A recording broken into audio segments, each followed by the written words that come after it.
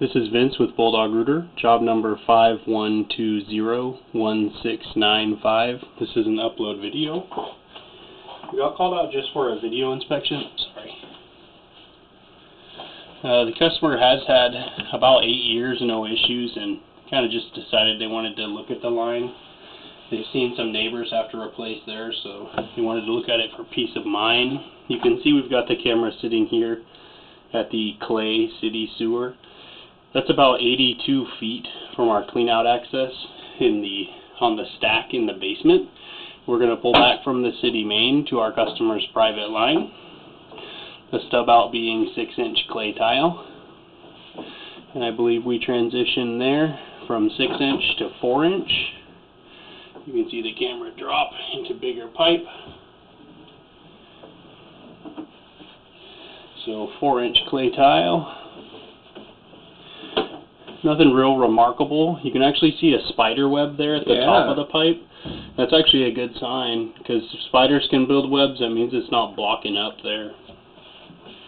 You only see that in lines that haven't clogged in a while. You even see egg sacs up there in the pipe.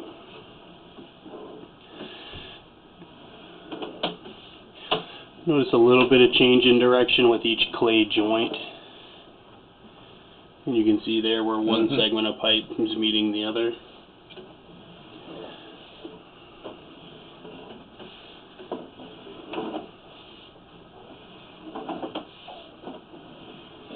Nothing real remarkable for this clay section of the line. Clay has really good waterproof qualities. So as long as roots don't grow in, it holds up a good long time.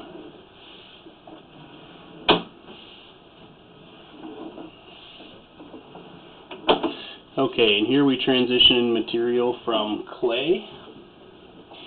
Note the bottom of the clay pipe, real smooth, real round. Water's flowing down it, no problem. So that's about 55 feet. We transition to Orangeburg. And right away you can see there's a mosquito or a bug flying around.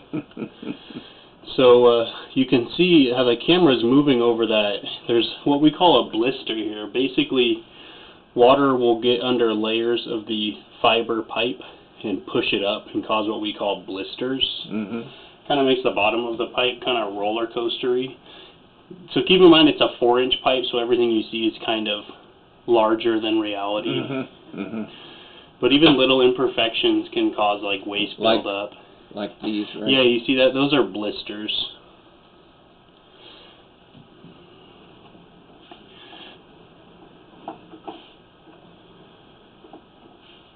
You even see egg sacs here in the Orangeburg. But that makes sense. You haven't had a blockage in 8 years.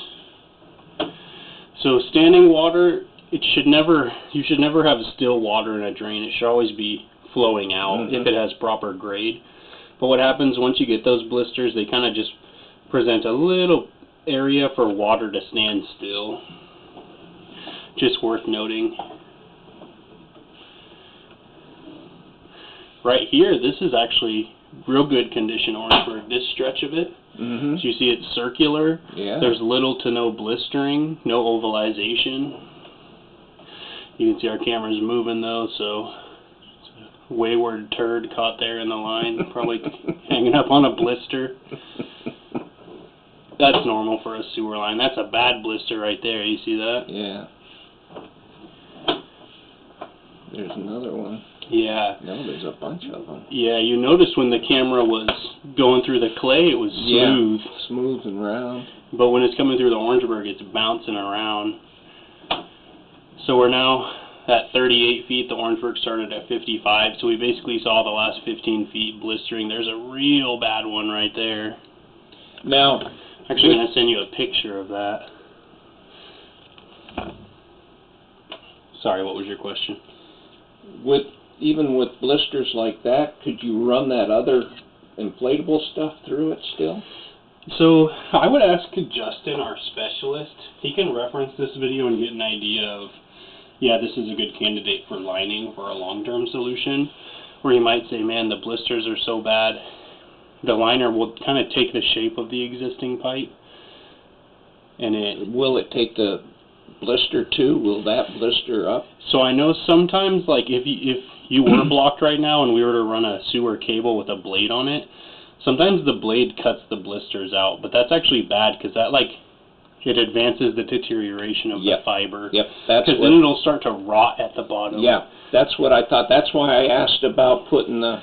Yeah, I can ask our specialist. I'll send him that picture, and he'll be able to see this video we're recording right now.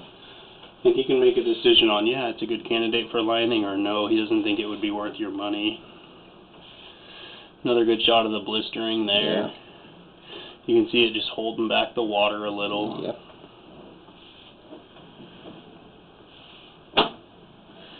Blistering kind of precipitates channel rot, and channel rot kind of precipitates ovalization. Ovalization precipitates collapse of the pipe. Makes sense. Yeah. God, here's a good segment, though. You see this first part of it? This is where we transitioned again in material. So this part, that looks as good as Orangeburg gets. So Orangeburg ends at 25 feet. Customers got 30 feet of Orangeburg, and then about 25 feet of clay, and then 25 feet of cast iron. That's what's running under the slab. Yeah. So what they do is they stub the cast iron out about 2 feet past your foundation, and that's when it transitions in material. Cast iron is also susceptible to channel rot. You won't see blistering in cast iron because it's not a fibrous material. Yeah.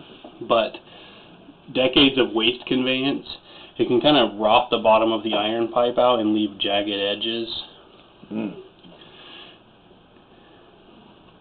Here's a good shot of channel rot in the cast iron. There's like paper or something hanging up there. Very minimal though. Another spider web. Yeah, they're really thriving here in your line. Got another one. That looks like it might be hair or something caught up. The iron, it'll get what we call scale too, basically just rough parts. There's a little bit of iron pipe right there broken off in the line. But it's really minimal. Like I said, everything looks bigger on the camera. If you were to actually see that, it would be like a tiny flake. Yeah.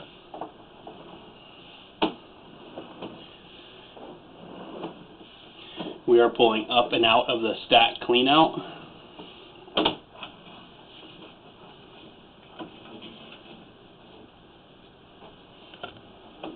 This is where the work was performed today. This concludes the video inspection. Thank you for choosing Bulldog Rooter. Well, that